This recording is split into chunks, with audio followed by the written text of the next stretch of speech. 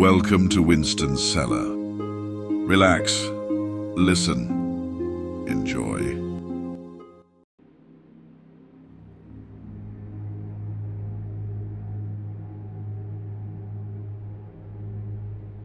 Chapter 6.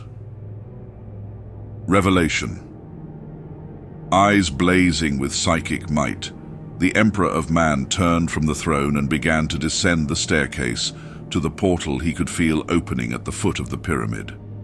A slow trickle of knowledge was his sole companion for the journey, and as he descended from the summit, a rudimentary timeline was forming in his mind of how the future would unfold.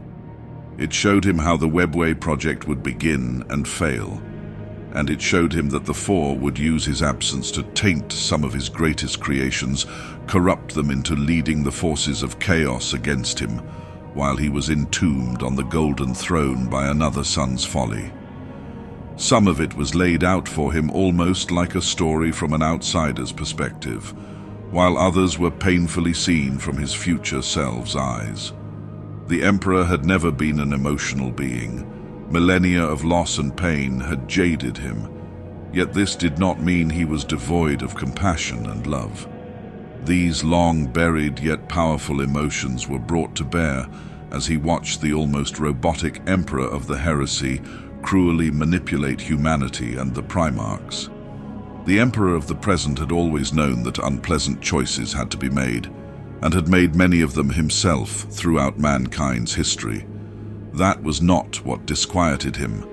The uncaring coldness of how the actions were taken was what disturbed him greatly. The correct answer was not always the right one, and this future counterpart seemed to not understand that. Humans are beings that emotion is imperative to, and by casting them off, he had spelled not only his own doom, but that of humanity's. Guilt and fear beat a steady rhythm in Atham's mind as the full consequences of what he had done to ensure humanity's survival, yet would spell its doom.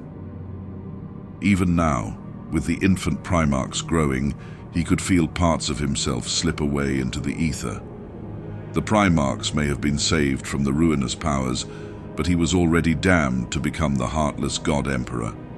The rituals were irreversible, and the parts of himself he believed unnecessary for his great work were already being bound to his 20 creations. The Emperor of Mankind reached the bottom of the Pyramid of the Golden Throne with a leaden heart, while visions of atrocities committed both in his name and to topple him flashed before his eyes. The warp rift that would take him to his own time stood before him, pouring forth golden light and radiant psychic power.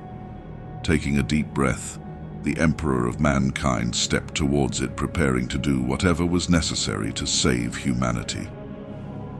"Stop!" A voice rang out throughout the chamber. Whirling around to the source of it at literal lighting speed, the Emperor prepared to face the source of the cry. Standing a few dozen meters away at the foot of the pyramid was an angel. The Emperor paused mid-stride as he looked at the being. It stood nearly 3 meters tall and glowed with a soft golden light.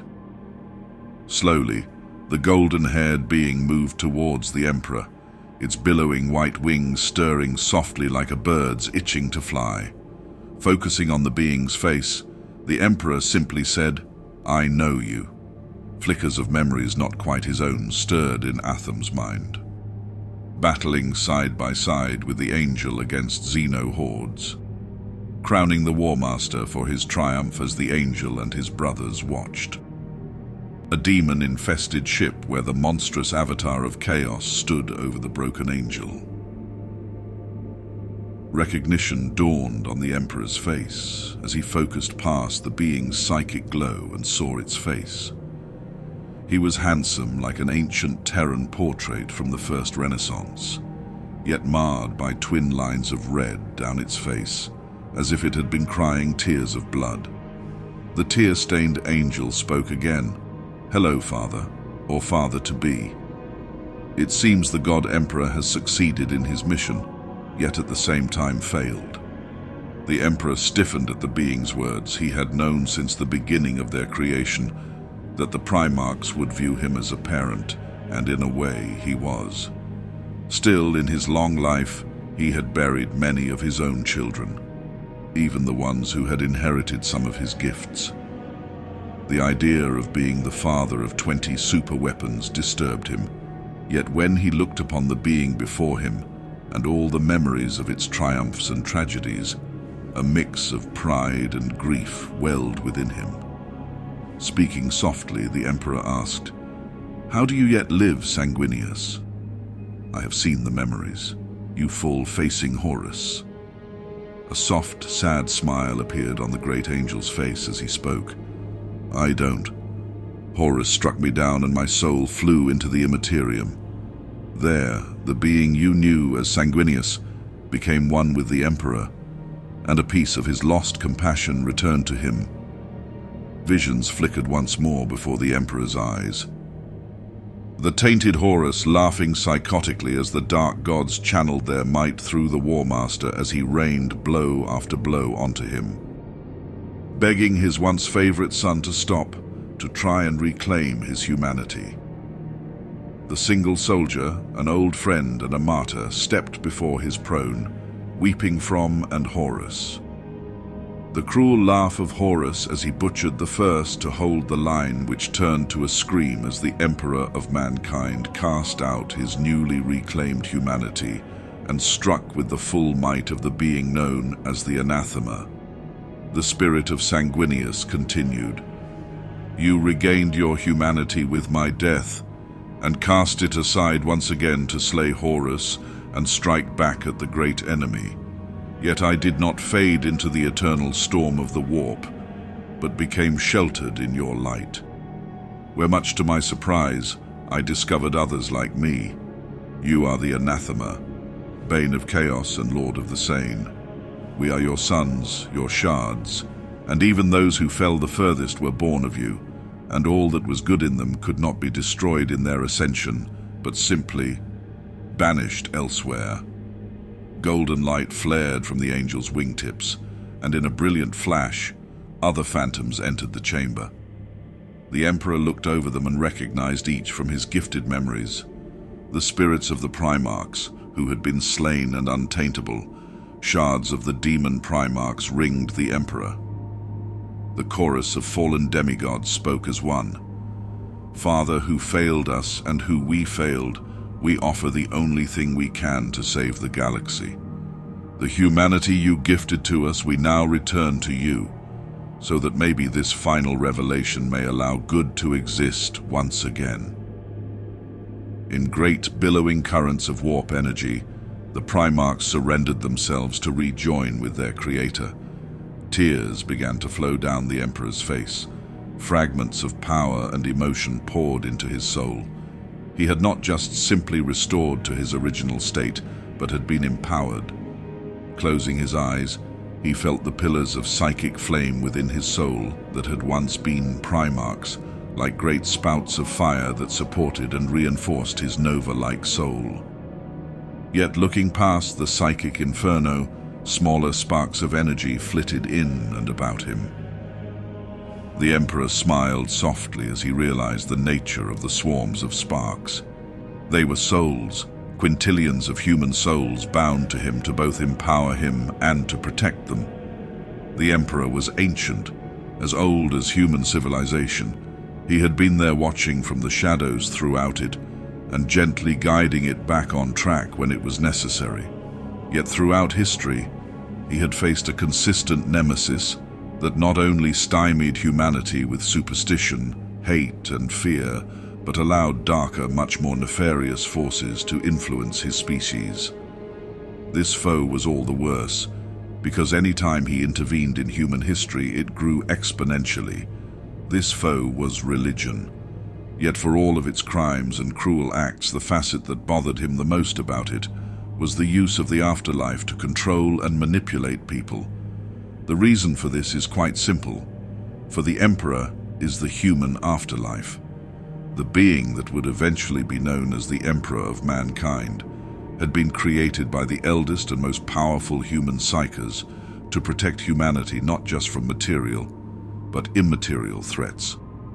Every human soul not touched by one of the countless threats of the Immaterium joined with him in death. Now the souls of fallen Primarchs and of those slain battling in the grim darkness of the far future were safe, bound with him to escape the encroaching end times of this reality. Opening his eyes, the Emperor saw that two figures still stood before him, an armored angel and a metal-armed burning giant. Two fragments of the Primarchs were still bound to the God Emperor to battle alongside the Imperium's angels and demons in the wars to come. The pieces bowed before the Emperor and faded out of the Materium. Taking a deep breath, the reborn Emperor of mankind turned to the portal and stepped back into his own time. Energy flowed over him as he felt his soul shooting back through the warp current that linked the 41st and 30th millennia. In a blast of energy, the Emperor returned to the laboratory. Opening his eyes, he looked around the chamber. It was exactly as it had been before, turning to Malcador, who stood firm, his own psychic might at the ready, if the unthinkable had happened and the Emperor had gone mad. Asking in a hoarse whisper that still conveyed his natural authority and charisma, he said, "How long was I gone?" Malcador softly said, "Seconds at the most. A blast of light filled the room when you touched the beacon, and that was moments ago. How long did it seem to you, my lord?" Moving slowly with measured movements, the Emperor began to walk towards the infant Primarchs as he spoke. "Hours, maybe a day at most. You were correct, Malcador. This message was meant for me and me alone." Malcador was worried. Something was different. The Emperor's psychic power seemed muted, weakened from its normal, incredible state. The Sigillite alone knew certain secrets and contingencies designed to counter the Emperor if the impossible occurred, and he became a threat to the human species. These various plans floated through his ancient mind as he continued to speak to his friend and master. Where is the message from, and who is the source? The Emperor's lips parted in a sad smile. "It comes from me, a version of me from the 41st millennium. For more than 100 centuries, that Emperor has sat immobile on the golden throne of Earth. He is the master of mankind by the will of the gods, and master of 1,000,000 worlds by the might of his inexhaustible armies.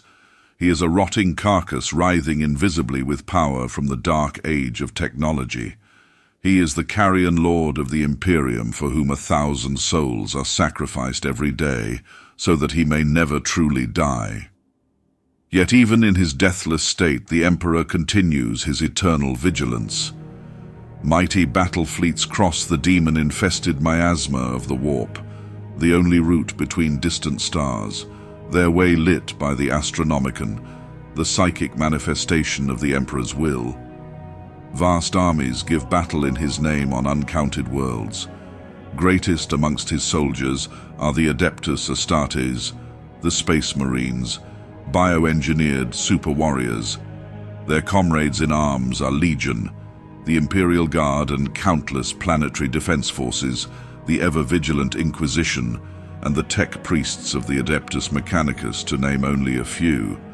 But for all their multitudes, they are barely enough to hold off the ever-present threat from aliens, heretics, mutants, and worse. To be a man in such times is to be one amongst untold billions. It is to live in the cruelest and most bloody regime imaginable. I learned of this time from my future self, and the lessons of that age are horrific. Forget the power of technology and science, for so much has been forgotten, never to be relearned. Forget the promise of progress and understanding, for in the grim, dark future there is only war. There is no peace amongst the stars, only an eternity of carnage and slaughter, and the laughter of thirsting gods.